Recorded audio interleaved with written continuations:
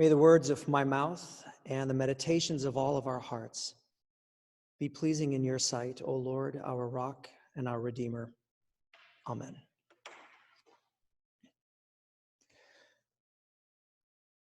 Well, friends, Teddy Roosevelt once said, "People don't care how much you know until they know how much you care." And this truth that what matters most in the end isn't so much what you say, but what you do. That moral authority is something that is earned when people see that you practice what you preach. That showing up, having skin in the game, being there when it really counts, that this is the way that you win people over. These are the marks of true leadership. Not through words, but through example. Not through people's heads, but through their hearts. And I think that nothing threatens the potency of a leader more than not showing up when it really counts. Well, in this morning's gospel, we have just an incredible story. And as long as this story is, and I know you could tell it's longer than the typical gospel readings that we have, as long as it is, I'm really glad that we had a chance to read it in its entirety. Almost every time that I read this story or I hear it read, I think to myself, wow. I mean, there's so much going on in this passage. So many layers, so many emotions, so messy, and somehow because of that, so beautiful. Jesus wept. There's despair, there's hope, there's death, and then there's life again after death. There's conflict, there's risk, there's skepticism that turns into faith. And then here in this passage is where we get this iconic declaration that the church is built on, where Jesus says, "I am the resurrection and the life. Whoever believes in me, even though they die, will live. And those who believe in me who live, they will never die." So much going on in this story that we could talk about. But what I want to focus on today is what I think is the most challenging piece of this story. Lazarus, a close friend and disciple of Jesus, falls seriously ill in his home in Bethany. Martha and Mary, his sisters, they track Jesus down somehow. This is pre-Facebook, pre-Instagram.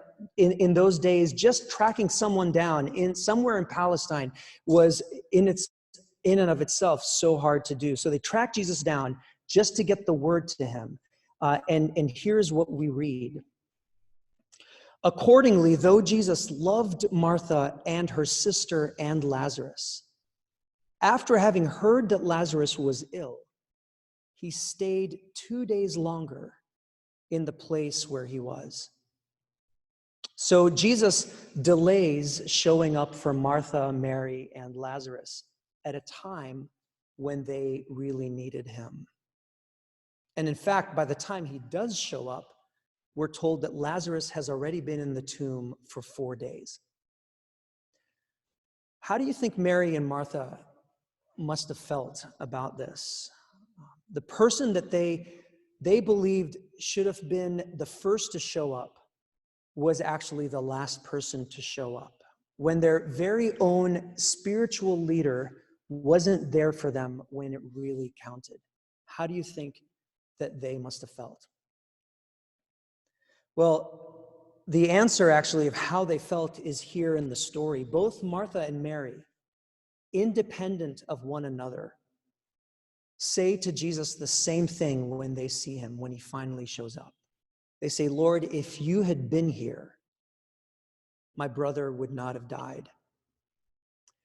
And I don't know if we can quite appreciate from a cultural standpoint, even today, still in Middle Eastern culture, in a society that hinges on honor, I don't know if we can quite appreciate how much is actually being said that's not being said. The fact that you get to a point where you actually express this to someone else, especially someone that you idolize and respect, to say, "If you had only been here." This is saying it all. It's saying so much. It's the epitome of disappointment. Where were you is essentially what is being said.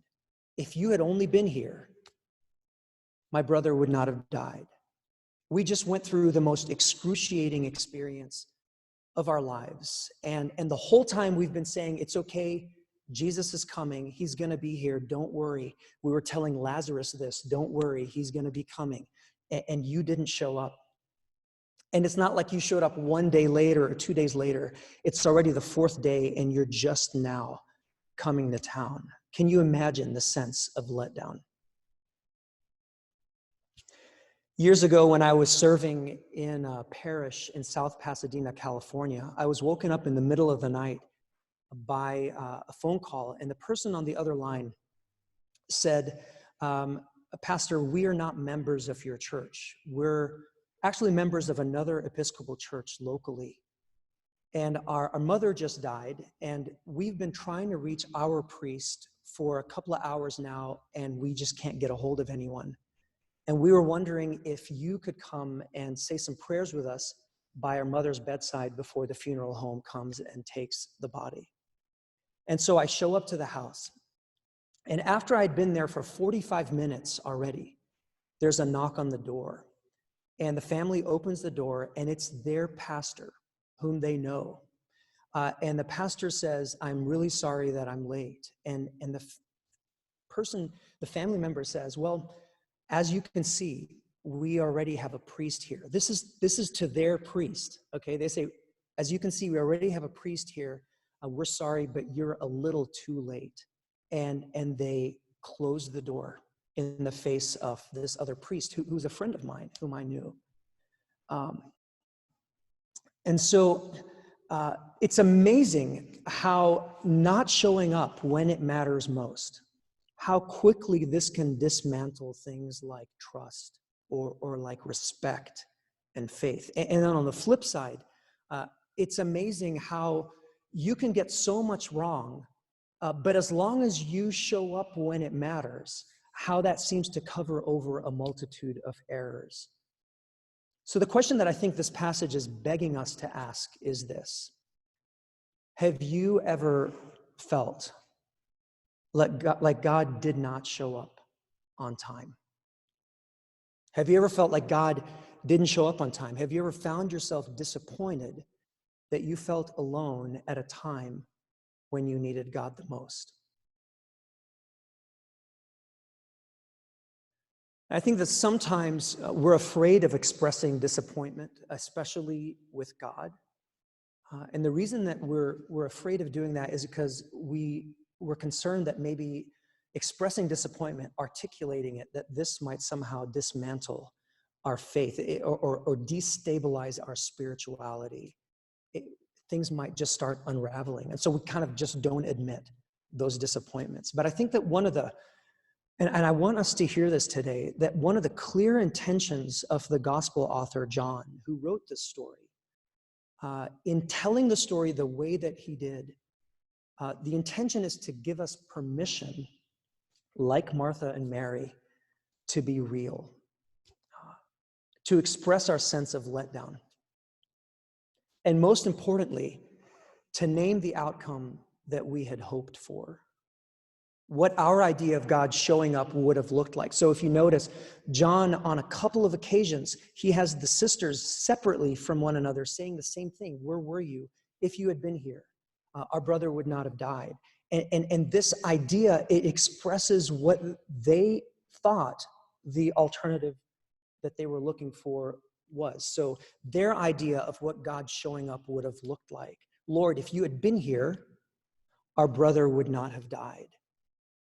I think to express this type of letdown is super important. If you had been here, if you had been here, you would have prevented bad things from happening. If you had been here, you would have insulated me and my loved ones from pain. You would have shielded me from suffering. Just to say it out loud like this, what the expectation is of the letdown. When we do this, I believe that these expectations that we articulate, what we had hoped for, where we think God should be showing up and how we think God should be showing up, that when we are this real and this honest, it then creates space for us and room for us to start seeking a deeper understanding of who God is, as God is, not what we think God should be like. And I think that here are some essential questions that we should be asking when we do express those honest feelings in times of letdown. Is God's greatest ambition and dream for me merely that I should be spared the experience of pain and discomfort in this life? Is that God's ultimate purpose for me? Or is there some greater purpose, something bigger for which I am created, for which I am being forged, like with a refiner's fire? Does God's life serve my purposes, or does my life serve God's purposes? When we start to ask questions like this, we begin to, I think, disentangle our individualistic mindsets. The world revolves around me, my story, my experience, my pain. We start to disentangle our individualistic mindsets from our understanding of a universal God. A God who is all-loving and compassionate on an individual level. Jesus wept. And yet, a God who is accomplishing a universal purpose, far greater than anything you or I could ever understand or imagine. I was talking to a friend not too long ago. This friend of mine had gone through a very painful experience with his spouse years ago, and it launched them into years and years of intense therapy where they started to unpack all of the unhealth in their relationship and all the things that were not working. And I've walked with this person throughout all of this time and these experiences, throughout all of the pain. And what was so powerful when I was talking to him recently, this is what he said. He said, it didn't feel like it when I was going through it. But if I had to go through this whole thing all over again versus being spared the pain, I would go through it again. For the reason that the way I know myself now and the way that I know my spouse now through all the work that we've done, it has taken our relationship to a new level that I know we could never have gotten to had we not gone through the discomfort and the pain and the suffering that we did. And the reason I share this with you is that I feel that over and over again, the New Testament seems to witness to us this intimate connection between suffering and redemption. That discomfort, pain, and even death. These challenges in life that stretch us beyond our comfort zones and force us to grow and adapt. That these are not demonstrations of God's absence, but they are, in fact, instruments of our redemption and opportunities for God to use us in a powerful way to advance the work of the kingdom of God. And I really do know this on a personal level as you do, that when we're in it, it's really hard to see it. But when we walk through these challenges, we find that there is actually a deepening that happens within us that changes us.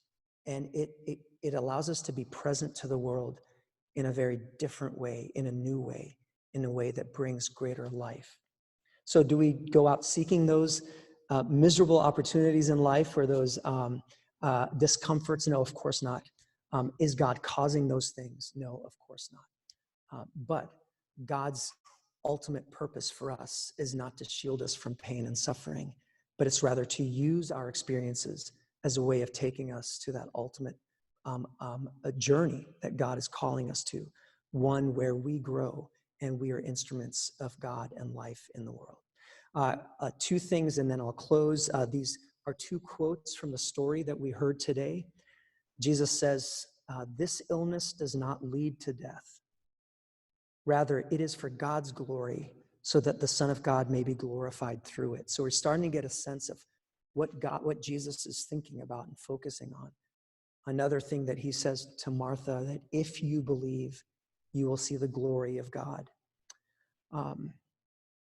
So yesterday, I asked my 10-year-old daughter to read this story to me. Sometimes it helps me to hear another voice reading the story. And there's nothing more beautiful than hearing a child read a story too. It's so powerful. It just changes the whole dynamic.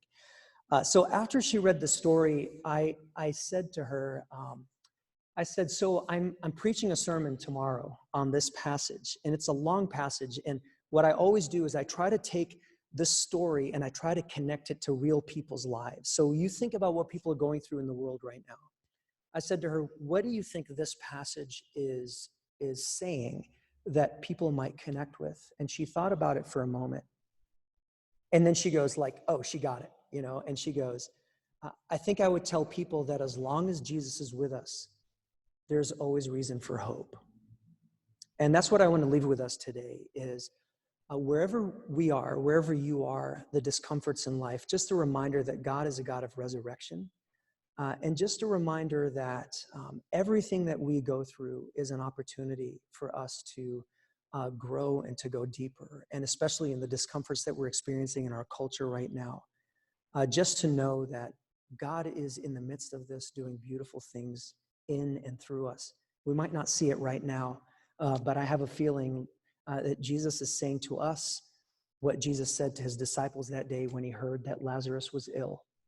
This will not end in death, but this will result in the glory of God. And that's something for us to hold on today in this pre-Easter resurrection message. Amen.